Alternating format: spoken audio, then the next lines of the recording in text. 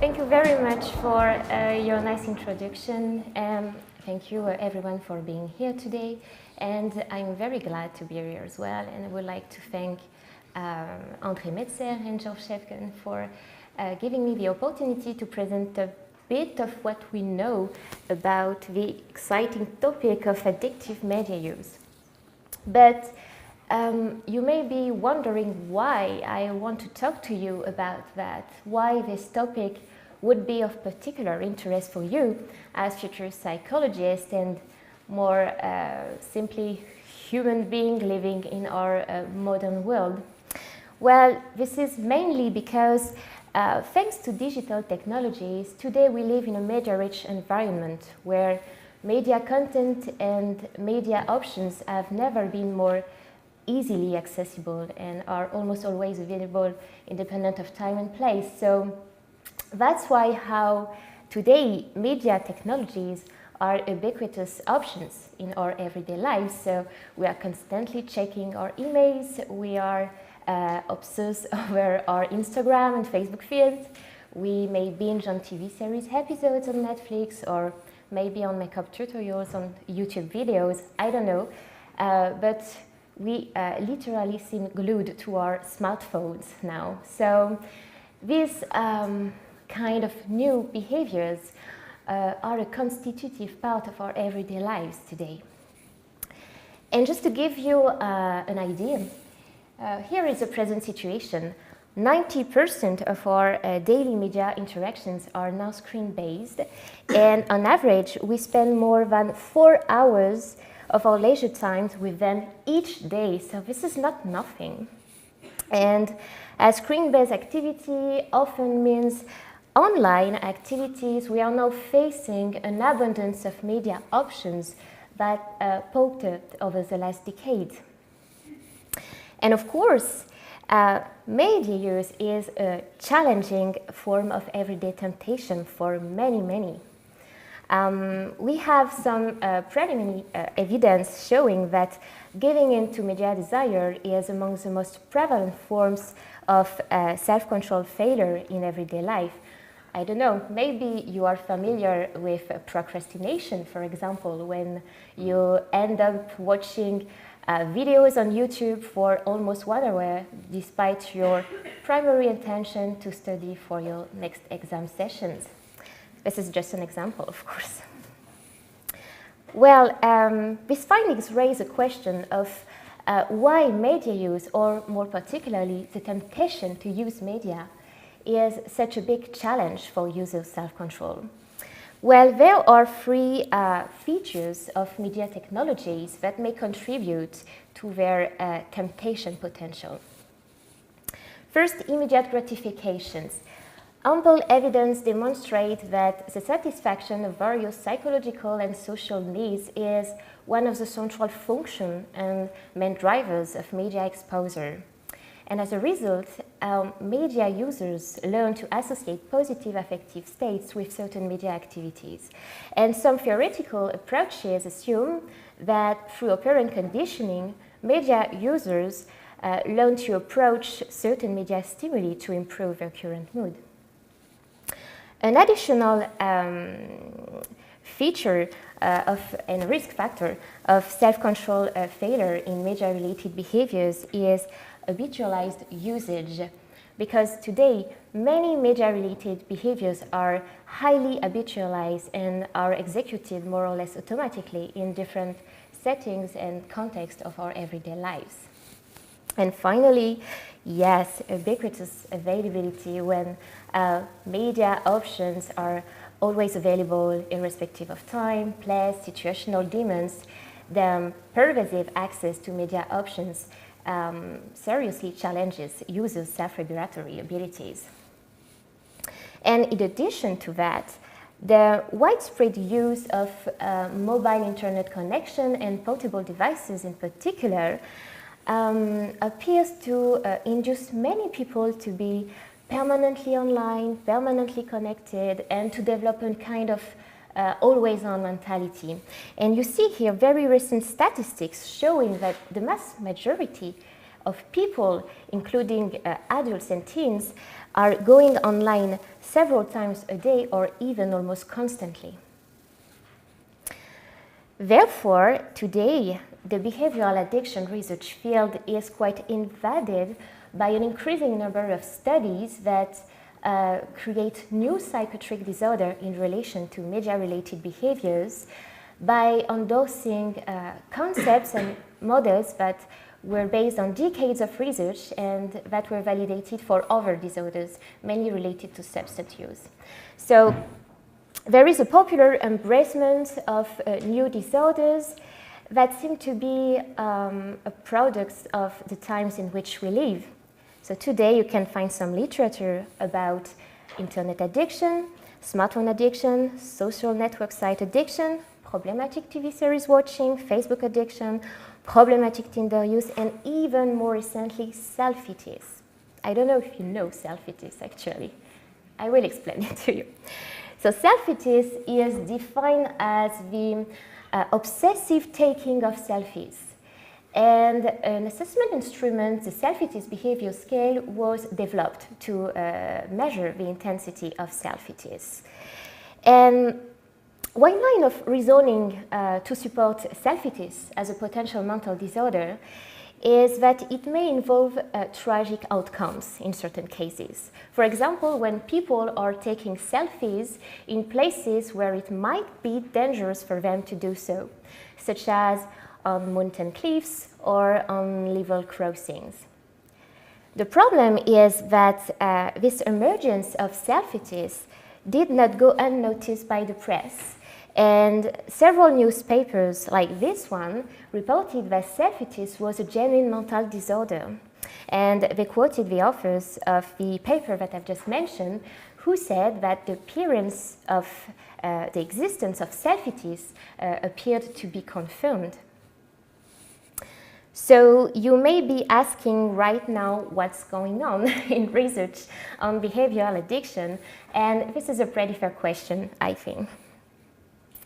The point is that to date there was a dominant use of theoretical and confirmatory approaches in the understanding of excessive media-related behaviors, which resulted in the identification of such new behavioral addictions. And the confirmatory approach, as we call it, aims at identifying potential symptomatic similarities between a given behavior and other well-established forms of addiction, without exploring nothing more about the unique nature of the behavior.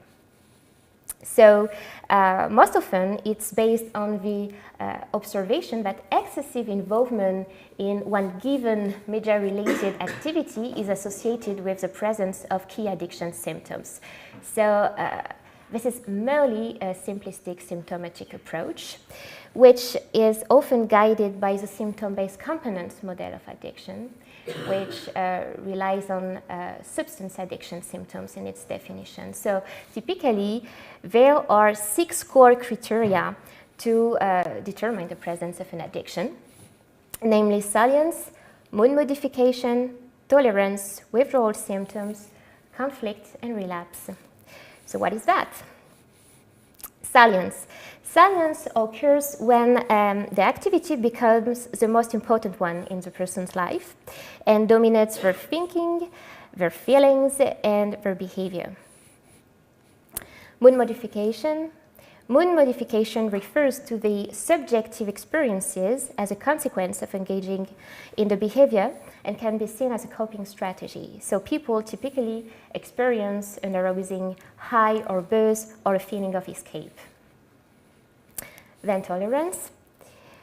Tolerance refers to situations where increasing amounts of a product or a behavior are required to achieve the former mood-modifying effects. So people will gradually build up the amount of time they spend engaged in the behavior in question.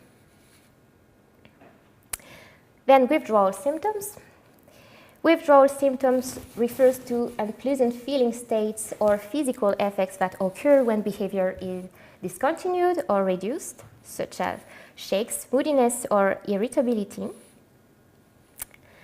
Conflict. So conflict refers to conflicts between people and those around them, between or from within the individuals or with other activities. And finally, relapse. Relapse refers to the tendency for repeated reversions to earlier patterns of behavior to recur, and for even the most extreme patterns typical of the height of excessive behavior to be quickly restored after periods of abstinence or control. So the main principle behind the creation of new behavioral addiction diagnosis is pretty straightforward and mostly follows the 3 steps that you can see here. First,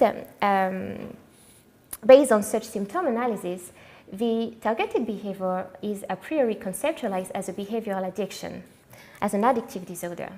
Then, screening tools are developed according to the traditional substance addiction criteria that we have just reviewed here. And eventually, studies are conducted to determine whether well-known risk factors for the development and maintenance of substance addictions are associated with the new addictive disorder.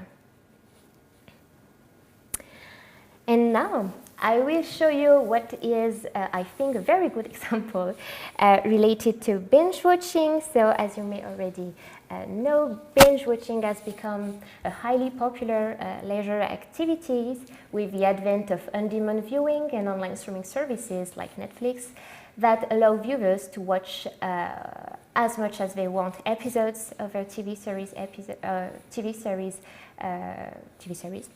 and whenever we want and wherever we want.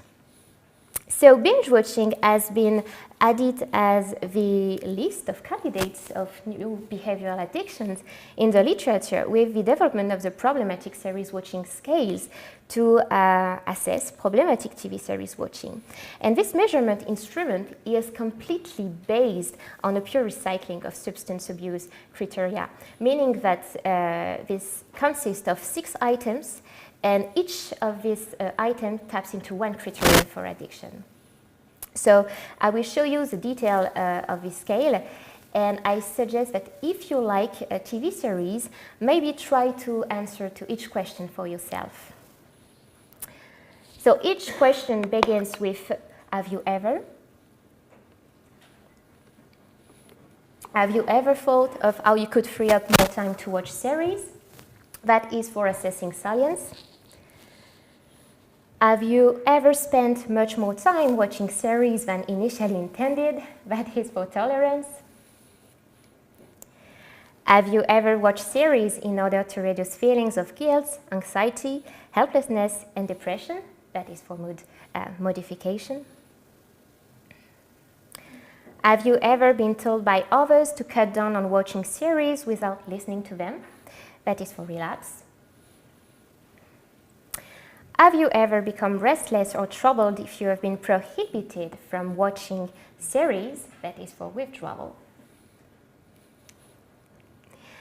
Have you ever ignored your partner, family members, or friends because of series watching? That is for conflict. Okay, so based on such assessment, how many of you think that they could be categorized as problematic TV series watcher? Oh, really? You don't like that much TV series? That's interesting. Okay, thank you. Well, in fact, according to the criteria that are commonly used to identify behavioral addiction, it is likely that excessive involvement in any type of activity can be conceptualized as a psychiatric disorder. And here, I just would like to add that although developing items to assess dimensions such as conflict or mood modification is pretty straightforward for any type of behavior or activities, the challenge becomes quite harder when it comes to conceptualize tolerance, for example, which is one of the key features of addiction. And you can find in the literature some unfortunate proposals. For example, in the framework of internet addiction, tolerance is reflected by the need for better computer equipment, more software, or more hours of use. And when it comes to mobile phone addiction, tolerance refers to a gradual increase in mobile phone use to obtain the same level of satisfaction, as well as the need to substitute operative devices with the new models that appear on the market. Okay? And what about withdrawal in the same vein? It is very, very difficult to apply convincingly and to measure withdrawal in relation to behaviors. So the application of this construct seems mostly driven by the need to find similarities between substance and behavioral addiction in order to justify the addiction labeling for behaviors. This is clear what I'm... Yeah. Okay, so to summarize a bit this part of the presentation, it seems that numerous media-related behaviors are involving a self-control dilemma in today's on-demand culture and increasingly connected society. However, our understanding of excessive-like media-related behaviors is currently restricted to the theoretical boundaries of substance addiction. So, confirmatory research practices and over-reliance on substance addiction symptoms led to the flourishing of such new behavioral addictions, which validity in terms of diagnostic is highly questionable. So this is for labeling purposes, you understood this, and this has stigmatizing effects with no explanatory power, which is a concern when approaching a new problem domains with unknown problem manifestations. So this is a concern because the use of such an theoretical and confirmatory approach involves several remarkable issues. First, at the theoretical level. In fact, the intrinsic problem is that such approach lacks specificity. However, problematic involvement in a given media use may depend on a constellation of factors that are just unique to this activity. So we need an in-depth understanding of the problem behavior, an in-depth understanding of its unique nature and of its unique boundaries.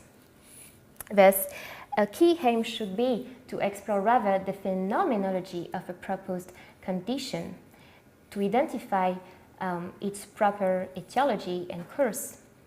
And here, just to show you some comparison, I would like to introduce one of our first studies conducted on binge watching that was published in the GBA, Journal of Behavioral Addiction, where we deliberately took the opposite perspective as to what has been done before by adopting a qualitative approach to binge watching. So our aim here was to identify the inherent characteristics of TV series watching to emphasize the unique features that contribute to binge watching. So concretely, we established a focus group, an in-depth group discussion about binge watching with 7 regular TV series viewers, and we performed a thematic content analysis. And what we found is that 3 main thematical categories emerged from the discussion. The first one related to motivations, another one related to engagement in TV series watching, and the last one related to the structural characteristics of TV series. And among these 3 thematical categories, we were able to identify that, in fact, several precise factors seem to account for TV series watching, seem to account for individual differences in one's proneness to engage in binge watching. So there were motivational factors, social factors, emotional factors, contextual one, environmental, structural. In other words, binge watching seems genuinely multi-determined and heterogeneous. And so binge watching cannot be apprehended as a monolithic construct to be merely compared with other given behavioral disorders. And another important finding of this study is that, sure, we made obvious links between binge watching and substance addiction. For example, some participants told us that yes, they spent a great deal of time with TV series watching, and they can watch longer than originally intended at times, and that despite recurring efforts, TV series watching is not reduced and persists over time. And that was interesting because this persistence dimension was also found in specific viewing behaviors. Our participants told us that they tend to keep watching a TV series just to achieve a desired effect, such as being hooked by the storyline. Or they will keep watching although they are not that much interested in the show, but just to complete the ongoing season viewing. And finally, TV series watching tends to invade leisure times, encroaching on other recreational activities and reducing other areas of interest. For example, one of our participants told us that because of TV series watching, she wasn't reading books anymore.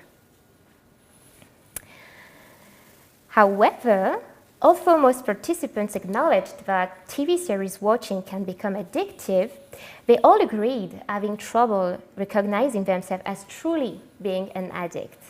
Okay. So, such parallelism between binge watching and substance addiction appeared to be insufficient because several distinctive facets also emerged. First, binge watching was not perceived as something negative, not at all.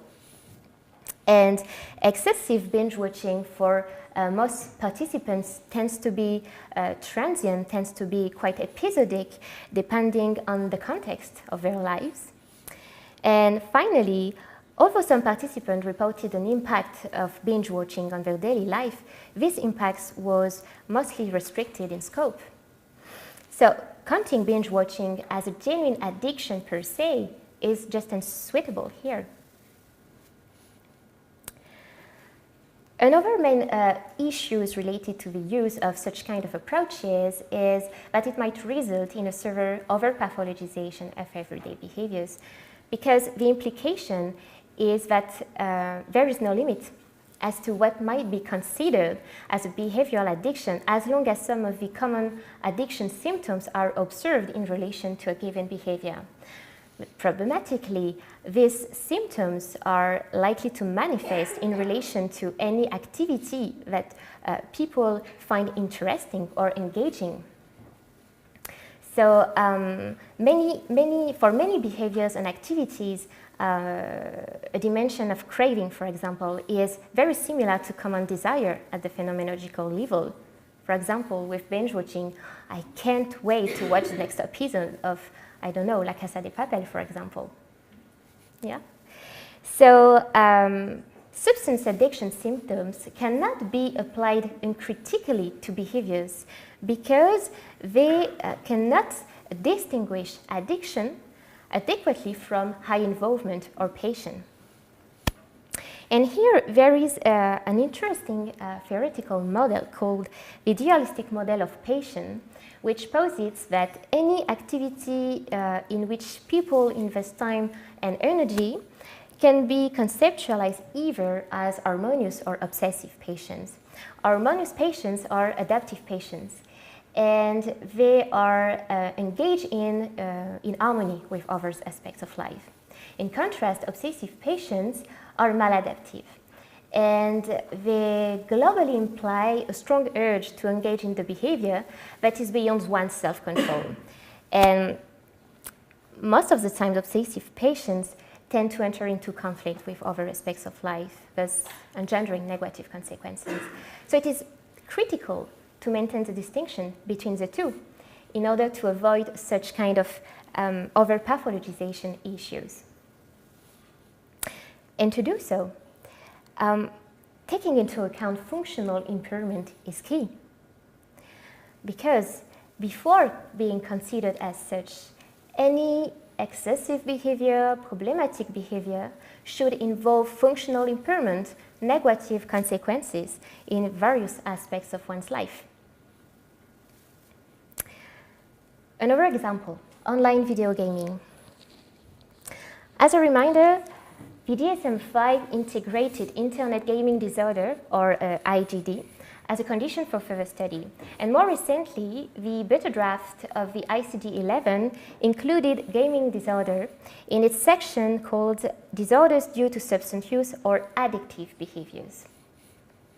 However, the remaining issue is that most studies fail to take into account that high engagement in gaming is not necessarily problematic, and that not all highly engaged gamers experience adverse consequences. And there's one study from Charlton and Danforth which emphasized that when they created the addiction and engagement questionnaire related to gaming, there were several addiction symptoms that constituted core criteria reflecting potential addiction, such as withdrawal or relapse. And there were other addiction symptoms that constituted rather peripheral criteria, reflecting high yet non-problematic engagement in gaming. And that was the case for cognitive salience and tolerance, for example. Still, the DSM-5 IGD criteria comprise both core and peripheral criteria, which is a concern when defining a new potential disorder. So to tackle this matter, a recent study was conducted in Belgium with regular players to test whether high engagement in gaming is maybe distinguished from high engagement in gaming, and to test whether different relationships exist between the engagement and addiction construct related to gaming, specific factors related to gaming use and misuse, and DSM-5 IGD criteria. So this was a cross-sectional study involving more than 200 regular gamers, and the variables measured were the following: the addiction engagement questionnaire, the IGD criteria, impulsivity, depression, and motivation to play online. And what they found is that the number of IGD criteria endorsed in the sample correlated with both engagement and addiction constructs, with a significant stronger relationship for the addiction construct. In contrast, the magnitude of the relationship between self-reported time spent playing was equivalent for both constructs, which is not surprising because, all highly engaged gamers are not having problems with games.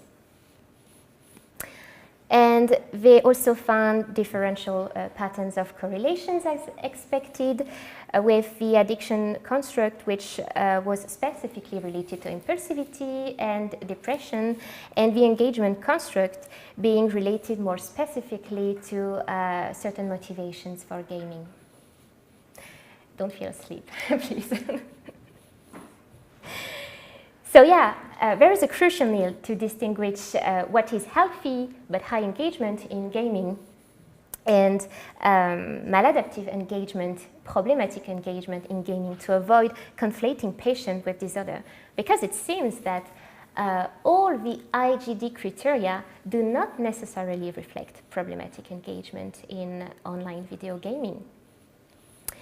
And in this regard, the proposal made recently by the ICD-11 related to gaming disorder is interesting because they included functional impairment as a mandatory criterion to assess gaming disorders.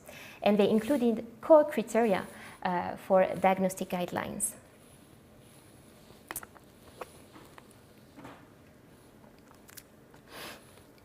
Okay. Consequently, the use of such an theoretical and confirmatory approach also involves several remarkable issues at the clinical level. The main consequence is that individuals who exhibit behavioral addiction symptoms are usually treated with standardized interventions that have been proven effective for patients with substance addiction issues. So it might lead to neglecting the key psychological processes that sustain the dysfunctional involvement in a specific conduct. And let's continue with the example of online video gaming with this study, which aim was to disentangle problematic involvement in online games by exploring whether reliable subtypes of problematic online gamers can be identified through a cluster analysis. So as a reminder, a cluster analysis is an exploratory analysis that tries to identify homogeneous groups of cases within the data. So more than 1,000 online gamers answered to an online survey, assessing first established psychological risk factors for problematic gaming, namely impulsivity, motives to play, and self-esteem, and potential consequences of gaming, here addiction symptoms and affects. And in addition, in-game behaviors were monitored. And as a result of the cluster analysis, 5 reliable clusters were identified. And among them, there were 3 problematic groups of gamers, meaning 3 groups reporting more addiction symptoms and more negative effect. So on the figures, each time the dashed line refers to the mean score for the whole sample, and the bold line refers to the mean score for the current cluster. And what we can see, for example, for cluster 1, is that members of this cluster were characterized by heightened impulsivity, high levels of self-esteem, and high level of achievement motivations for playing. So the authors assume that for them, excessive involvement in video gaming might be the consequence of a combination of a strong drive for achievement in the game and self-control and poor self-control abilities. So they named them unregulated achievers. In contrast, members of the cluster 3 were characterized by very low level of self-esteem, high levels of motivation, of impulsivity, and they were primarily motivated by escapism motivations for gaming. And that was pretty interesting because this subgroup of gamers also reported more negative effects in comparison to other clusters. So the authors assume that for these subgroups, excessive involvement in online gaming might be the consequence of, let's say, another problem such as depression or negative life event, because these gamers tended to play more to dissociate from real life. Does that make sense? Yeah? And finally, cluster 4, you see, we name them hardcore gamers because this subgroup reported the highest adverse consequences of gaming and the highest level of engagement in video gaming. And in terms of impulsivity traits, we were characterized by high level of urgency and sensation seeking, and by the highest levels of motivation for gaming, especially achievement, role play, and escapism. And what is interesting is that they also displayed high levels of self-esteem. And this is interesting because the association of high self-esteem and high escapism motivation is quite unexpected. So the authors suggested that maybe members of this subgroup are boosting their self through achievements in games, meaning that their real self is kind of overwhelmed by their virtual self, implying a potential denial of real life and over-involvement in virtual life. So to resume, what we see is that problematic online gaming is highly heterogeneous and depends on a wide range of psychological factors that are differentially involved in problematic online gaming. So the diversity of psychological profiles highlighted here also support the development of personalized interventions, which target specific psychological processes. For example, for cluster 1, one member of this cluster could benefit from intervention designed to increase self-control abilities, for example, whereas a problematic gamer from cluster 3 could benefit from interventions targeting the actual primary disorder and its underlying psychological processes, such as for depression, for example. And finally, a problematic gamer from cluster 4 could benefit from the implementation of activities that tend to reinforce the real self in order to reduce the discrepancy between the virtual self and the real self. So I hope this convinced you. What should we do as psychologists?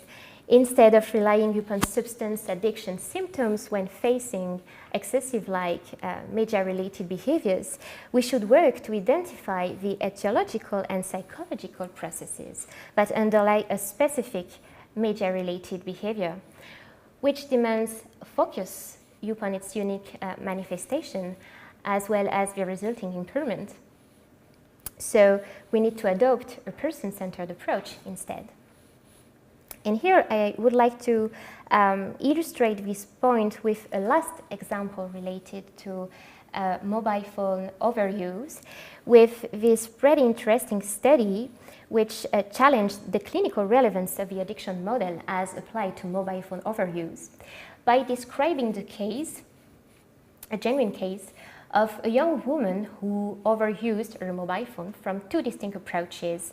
First, a symptom-based approach and a process-based approach through clinical case conceptualization. So this is Talia. Talia is a student. She is 19 years old. Her presenting issues include symptoms of clinical anxiety and dysfunctional emotional regulation strategies such as ruminations. Her mother died when she was only 5, and she reports a history of risky behaviors, mainly related to substance use and risky sexual behaviors.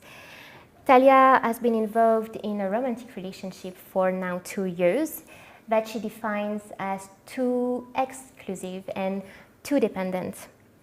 And she reports situations in which she displays an exaggerated and uncontrolled use of her mobile phone. So concretely, Talia never goes out without her mobile phone. And when she forgets it at home, she goes back to pick it up. And for her, imagining spending the whole day without her mobile phone is a thought that generates a lot of anxiety. And she reports that when she cannot call or be called by a boyfriend for a few hours, she becomes very anxious. So very frequently, almost every day, Talia loses control over her mobile phone usage. And in those situations, when she cannot reach her boyfriend, she very quickly becomes upset. And she can, without really realizing it at the moment, send dozens of calls or written messages in a few minutes. So Talia is aware that often she loses control over her mobile phone use, which also results in adverse outcomes for her, such as conflicts with her boyfriend, conflicts with family, and even lack of sleep, because she also tends to monitor her mobile phone during the night. And she feels quite ashamed and angry about that. So typically, we have, from a symptomatic perspective, withdrawal manifestations, we have uncontrolled use, we have negative impacts reported, and we have consciousness of dysfunctional use. So Talia can be diagnosed as a mobile phone addict, and she could benefit from standardized interventions for treating patients with addictive disorders, such as here motivational interviewing, identification of at-risk situations, relapse prevention, things like that. But let's see what happens if we adopt a psychological processes-based approach here. This is the model of Talia's psychological functioning derived from the clinical case conceptualization made by the authors. So here, just to guide you, the symptoms are reported in the black squares. Yeah, you can see. The psychological processes are reported in white circles, and the individual and familial risk factors are reported in white squares. And the authors posited that dysfunctional belief underlain by poor self-control, insecure attachment, dependent relationship styles, and emotional vulnerability underlain by high neuroticism, together with the retroactive effects of anxious and depressive symptoms, engender a ruminative thinking style that exacerbates and maintains emotional distress. And this ultimately promotes reassurance behaviors that here take especially the forms of calls or written messages to her boyfriend. So what we learn here is that the clinical case conceptualization allowed to identify specific psychological processes that can be targeted with specific empirically based psychological intervention. We can propose to Talia metacognitive therapy, techniques to improve self-esteem, or intervention to modify her dependent relationship style. So in other words, the addiction model here would lead to the simplification of Talia's psychological functioning with limited clinical relevance, because it suggests intervention that would target symptoms rather than their causes. And as psychologists, we are very interested in that, right? So definitely, we need to focus on the psychological processes that underlie an addictive-like media-related behavior. And before coming to the end of this presentation, I would just like to give you some food for thoughts for the future. Recently, a group of scholars made an effort to reach a consensus by proposing an operational definition of behavioral addiction in the open science framework. And according to this definition, behavioral addiction represents a repeated behavior leading to significant harm or distress. The behavior is not reduced by the person and persists over a significant period of time. And the harm of distress is of a functionally impairing nature. And one advantage of such a definition is that it clearly stipulates the activities or contexts that do not qualify as behavioral addiction, such as when the behavior is better explained by underlying disorder, such as when the functional impairment results from the activity and although potentially harmful is the consequence of a willful choice, such as in patients. When the behavior can be characterized as a period of prolonged intensive involvement that detracts time and focus from other aspects of life but does not lead to significant functional impairment or distress. And when the behavior is the result of a temporary coping strategy as an expected response to common stressors or losses. So we see here that with this definition, the focus of attention is really placed on the potential underlying psychological processes, the need to take into account functional impairment, if any, and the need to distinguish between high but healthy and problematic engagement in a given activity. Another important feature of this definition is that it is not a closed statement. It's a work in progress, a collaborative work in progress that allows modification as we gain new knowledge, as we improve our understanding and collect more evidence. But with such kind of definition, psychologists and researchers are implicitly asked to explore in depth each behavior before conceptualizing it as potential behavioral addiction. And I think this is a very good recommendation for you. So here are our take-home messages. With the widespread use of media technologies, considerable expansion of the conceptualization of behavioral addiction has been due to the lack of a clear theoretical framework. But we need to take into account the multifaceted nature and heterogeneity of these activities, which requires examination of their uniqueness. You understood it. It is critical to distinguish between high but healthy and problematic engagement to avoid conflating patient with disorder. And a psychological processes-based perspective is key for making possible a genuine understanding of these excessive-like behaviors to ensure that a behavior is not misinterpreted as behavioral addiction when other explanations are more relevant. Okay, these are my main references for this presentation, and that's all for me. Thank you very much.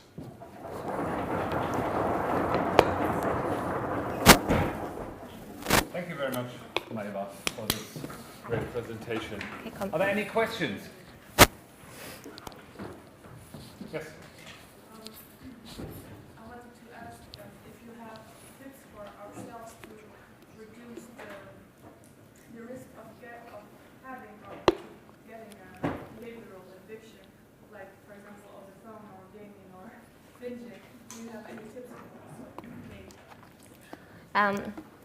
What seems to work so far is to set limits in time frames, meaning that you allow yourself to watch videos or to play on video games for, let's say, 1 hour, and then you will work for your research paper. I don't know, but it seems to work.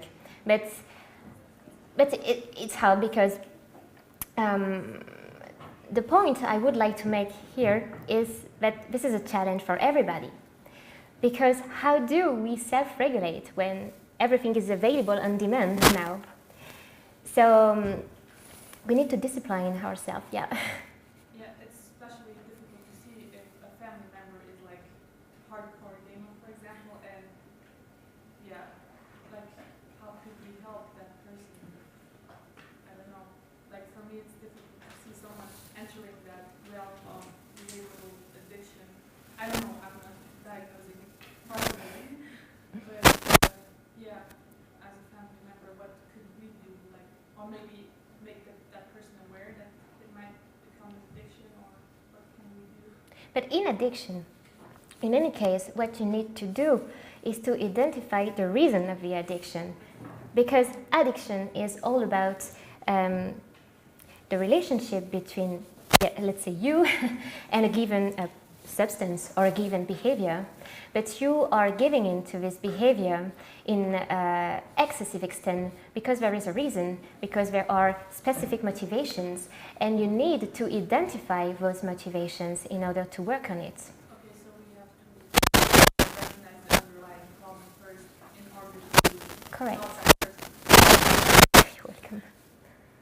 Thank you. More questions? Andrea. I just have a question regarding the aspect of the social view that we have about these behaviors plays in what we consider an addiction. When you were presenting binge watching, I was thinking, well, I don't qualify for that, but maybe for reading books. Reading books, I've never heard about reading books addiction or as it being defined as a disorder. Yeah. However, it could be Sure. classified in the same way. Yeah. So I was thinking, isn't that related to the way we see media?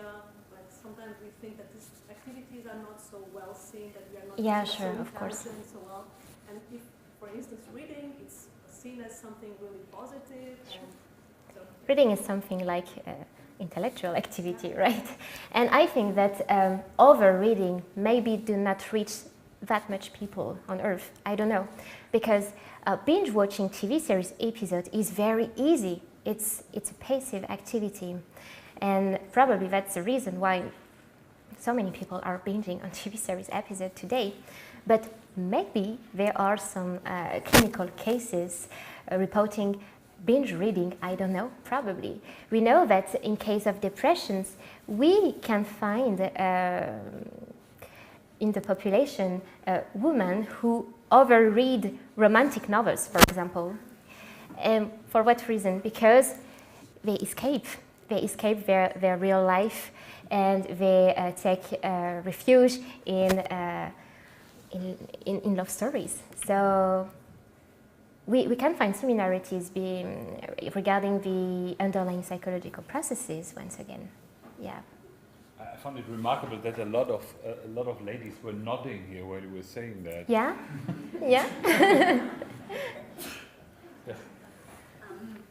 You talked about the temptation of media use, and I think that's very interesting because I find it very problematic to